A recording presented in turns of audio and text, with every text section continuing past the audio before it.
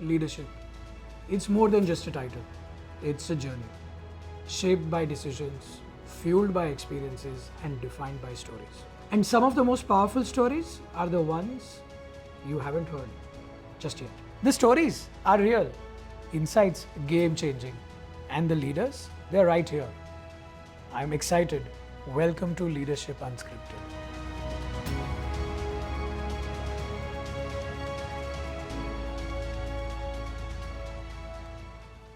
Today, we are honored to host Mr. Pralay Mondal. He's esteemed MD and CEO of CSB. He's got a distinguished career, across a range of institutions from Colgate to Wipro to Axis and HDFC Bank. I have known him for many years. Mr. Mondal is a luminary in financial services. His contribution in terms of how he's transformed retail banking in a range of organizations. So thank you, Mr. Mondal, for joining. It's a big pleasure to have you here. Thank you, Pratik, for inviting. Just one clarification, I'm not young anymore, but my mind is young, so I hope I'll be able to connect with the young audience. Absolutely. So let's get it going. So Pralay, if you go back the beginning of your journey and share some of your highlights in early life and the path that you've taken that has sort of made you the leader who you are today. Why don't we sort of kick off from there? Yes, Pratik. So let me first tell you that you have introduced me as a banker, but in a way I'm an accidental banker because when we were coming out of our management institutes, when we were giving the interviews and all that, I was pulling the legs. People I'm from Calcutta, so we're going for Citibank and Greenless. Those are the day one jobs in banking. Right. So we got interviewed in Livers and Colgate. So I got into Colgate as a day one job that time, and we never thought that I will ever join banking. But destiny takes you where it takes. And I must say that whatever I learned in Colgate or then in Wipro, because Wipro that time was Sunrise and we saw the legendary Premji from very close. We are very fortunate to see him because he used to interact with us every quarter, talk about his values, and he had those belief sessions with us and things like that. I mean, they're amazing. And still, I can tell you that the distribution, what we learned in Colgate Palmolive, still probably is 50 years ahead of where banking is today. Interesting. And I used to run the inter-rural distribution and we used to see how we go to the next mile, how do we go to the next. And I used to wonder that I'm driving 3 hours, going and 3 hours coming back to just sell 10 sachet and few toothpaste and some tooth powders. I used to always wonder how do you get ROI? We in banking talk about ROI, right? Much later I realized that how these markets were built and that's where the larger revenue comes from. So much later in life when I started the deep geo concept of HDFC, which has become very large now. I had initiated a lot of it. Some of our team members, we have the guidance of Aditya, of course, which has become very large. The whole germination of the thought came from Colgate that how we took handcut to the deep geo to sell products. That's the same thing happened in banking. Right. And much later when I joined Axis, so I also told Amitabh the same thing that let's do a deep geo because it will eventually play out. Unfortunately, I had a little smaller time in Axis and also the COVID came in. And hence we could not do what we wanted to do, but the thought was, the seed was put, and later on Monish came and made it as a Bharat Banking, which is doing very well. So I must say that early learnings which we get in our life can be transformed, and banking is today sales distribution customers. In a way, a little behind still the FMCG companies in terms of distribution, products, processes, marketing, and all of that stuff. But I think we're catching up. So it's a very interesting journey. Fantastic. And interesting you mentioned it's how experience of understanding and going deep into India, understanding the real Bharat, lets you think about what sort of distribution strategy will work as you expand banking into, deeper into the heartland. Because metros are different and, driving 3 hours, the patience you need to understand the heart of India is a very different learning in itself. Cannot be replicated. Leaders often have small habits, that set the tone of how they look at things. So, do you have a simple ritual, maybe a personal or a professional, that helps you sort of energize through the day if you want Yeah. to. I think I'm very organized. Okay. Okay. Whether it is in the kitchen, for if I open a bottle of oil, I'll ensure that is closed and it is kept back in the right place at the same time, because I do cooking. Same You love thing. cooking? Yes, I love. It's a distress. For you, powerlifting is distressing. For me, cooking is distressing. And then when you come to office, you have visited my office, you will never see a single paper in my office ever. And that has been for the last 30 years. Because I always try to keep things back where it was. And if something has to be done, I fundamentally believe that sitting on it for 5 minutes also will not help, because nothing I'll think differently after 5 minutes. If at all, I'll forget what was the context. Right. Okay? So my instruction to my team, to my executive assistant Mita, who has worked with me for the last 20 years from HDFC days, is come in, get the decision, get the signature, and take the paper out. Don't keep anything here. Don't think, just get going. Yeah. So don't procrastinate on No something. procrastinate. Just take a decision. So quick decision. And this I saw in one of the bosses. I really, really learned a lot, and I admire, amazing admiration for him, Aditya Puri. Of course. Okay. So you go to him. The legend. You will not sit in front of him more than 2 minutes for a decision. Fantastic. Yeah. So if I can even do 1/100th of that, because you learn from people and you know what is good to do. So trying to do something good is always good. So I practice all these things, and at home, at office, everywhere, and it is helping. Fantastic. But I also learned something today, that you love cooking. So next time I'm going to take you up on that. So, Pralay, in this world of social media, where everyone is everywhere, you have very limited social media presence, which obviously creates that intrigue as well. But tell me more. What's your thought process on being or not being on the social media? See, something I don't do does not necessarily mean it is not important. That could be my personal choice, because I may have priorities in my life. So I'm not on any other social media other than WhatsApp. So I don't think social media is bad, provided you use it productively. And but what I see is today, lot of this social media news, everything coming in some form or the other, coming to me. Yeah. Either my team is sending or something else is happening somewhere. I mean, I get a lot of things from you guys as well, and thanks for that. Yeah. So getting knowledge does not necessarily mean that you have to only get it from social media. Right. But I also see the other part. Social media, a lot of distraction, That's right. and time is premium. So that way, I think from a knowledge gathering, connecting with people, all of that is very good. But if it is interfering into your personal life, then I'm not that type. So to that extent, I've managed without it so this far. This is a good message to a lot of younger leaders. Consume, but consume it selectively, and consume social media responsibly. That's right. That's right. So, coming slightly more serious, but you've been at the helm of various banking giants, and very varied, landscapes as far as banking is concerned. There's always a thing around core values and purpose-driven leadership. From your perspective, a set of core values that are non-negotiable, always have been your driving force in any decision that you make, would be useful to get some insights on that. Sure. No, this is my favorite subject actually. Okay. And I try to tell it to everybody I meet, including my children. There are, there's a history to it. Yeah. So I learned it from my parents. Okay. And I think that's where a lot of us learned our upbringing, how we grow up. And coming to the professional life, I learned it from nobody other than Premji himself. Okay.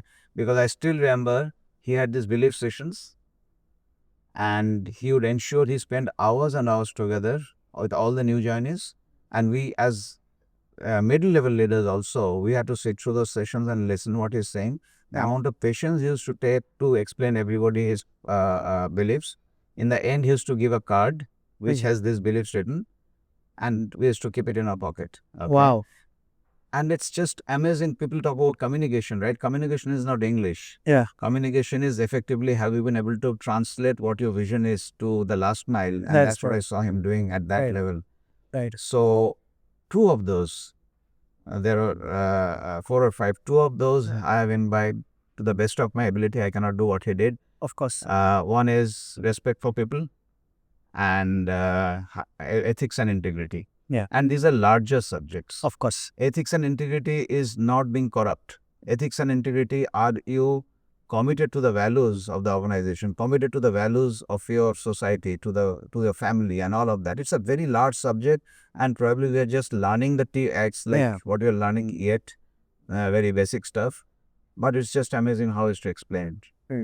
And that I have tried to do. Of course, there are other values like customer orientation, but these two I have tried to ensure respect for people is Yeah. most important.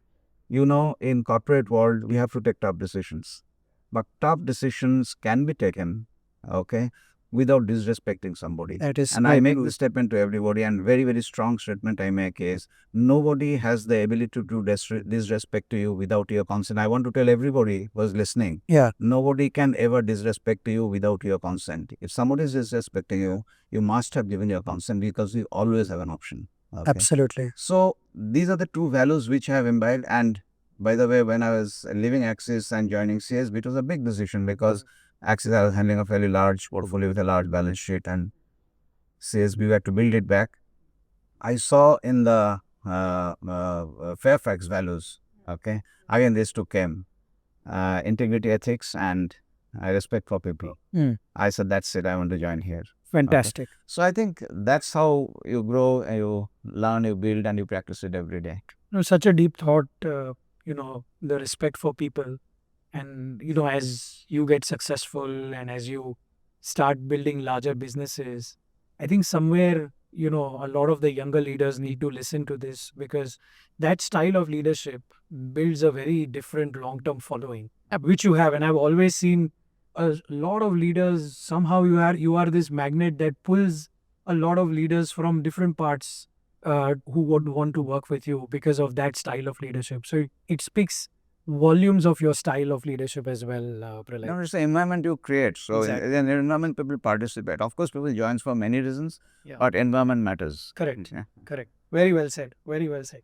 Now, shifting gears, your move to CSB, and CSB has its own history, a very rich and a very diverse history, and your vision in terms of, how you think the next 4-5 years will be at a more high level would be very useful to understand. So, as you know that we changed our name to CSB after Fairfax investor and became a promoter company. And very recently, we as a team changed the brand logo and what we represent. So there is a tagline which has come in, which we never had, is trusted heritage and smart future. I can show it in my card. Oh, nice. Everything we'll see a trusted heritage and a smart future. Very nice. What it means is that you have to respect what the bank is. Yes. And the bank was, Yeah. because they're a 104-year-old bank. Not too many institutions survive for 104 years in the whole world. Correct. Okay? At the same time, you cannot be just a constant. You have to take it forward and participate in the larger ecosystem, because if you are not scaled up, if you are not meaningful, then you are not a part of the larger system. So that's how we build leadership. We are building distribution. We are building products. We are going through an absolutely fantastic transformational journey on the technology side. I don't want to go too much micro into it, but it's just amazing what we're doing. In fact, our OEM partners, etc., they say not too many banks have tried so many things together. Right. They say we don't have a choice, because Yeah. if we have to do it, we have to do it fast. So I think it has been very interesting so far. I really am proud of the leadership team which we have built. They're all amazing guys. They work together as a team. And finally, it's not about individual talents. It's how you come together and do it together. So everybody has a passion to build this bank, and I think we have a bright future. Oh, absolutely. I can see that, your floor and the entire leadership team that sits on the floor. So, going back to the environment that you've created, a whole bunch of young, excited leaders that you built together, there is a big, fantastic story ahead. If you had to call out, big 4-5 trends, and if you look at 2030, just generally from a banking industry standpoint, from a business perspective, from a technology perspective, what would be the 3-4 big bets if you just fast forward next 5 years? 4-5 pillars, which we have also said in our bank, 5 pillars of this thing. Because if you have to create a long-term story for the country, for the industry, for my bank, Okay, I believe these 5 pillars are very important. One is governance. Okay. The second one is human capital. Yes. The third one is technology. Fourth one is customer orientation, and fifth one is compliance. Now, and there is no first one is more important than the fifth one. Yeah. All are important. Yeah. And I keep saying that this will be with me, this will be beyond me in this organization. And I'm sure that this will be true for most of the financial industry as well. True. Because compliance has become such a large subject. Governance has become such an important subject. And governance is not about a tick on the box exercise. How do you in spirit do it is very important. What is the coming from the top as a vision from the board, from the CEO's office is very important. So I think these are very important to build institutions. And if we do it right, I think India is destined to become a very big powerhouse in the world.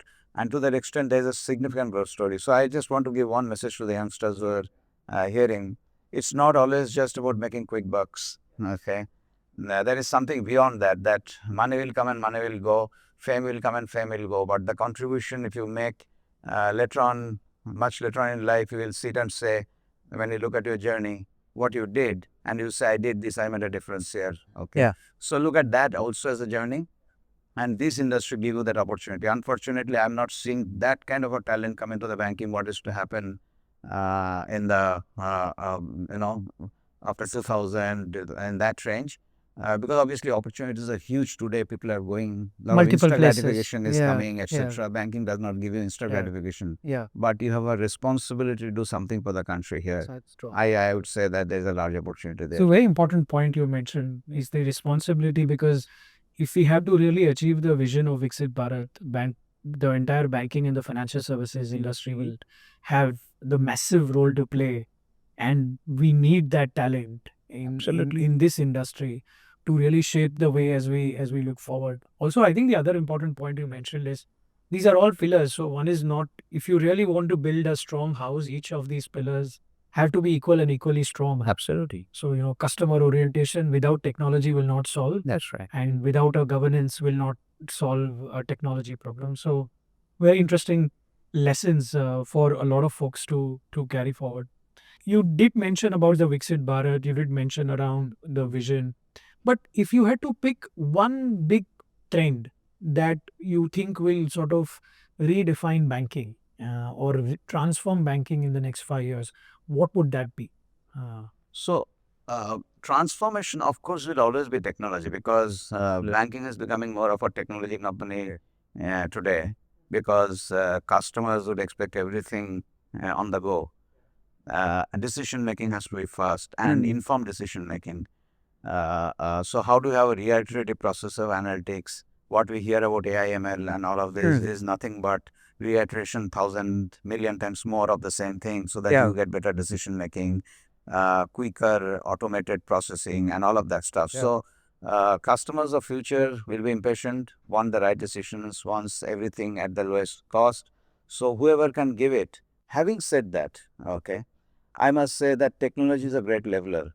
Today you are ahead, tomorrow somebody will be ahead of you, depending on it's a race, right? Yes.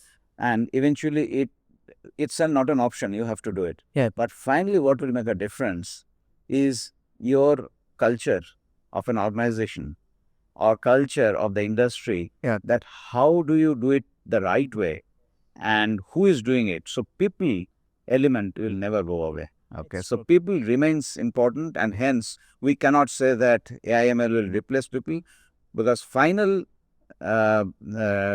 distinction between A and B will be how we deliver the last mile, which is people. Yeah. No, I really hope everyone sort of pays a lot of attention to what you just said. I think while technology is table stakes, AI, ML, and all Gen AI will all be table stakes. But at the end of the day, it's the culture that will make a differentiated organization, and I think that is sometimes forgotten in the race. So thank you for bringing that up. You mentioned around spending time, and some of the best recesses you do is with friends.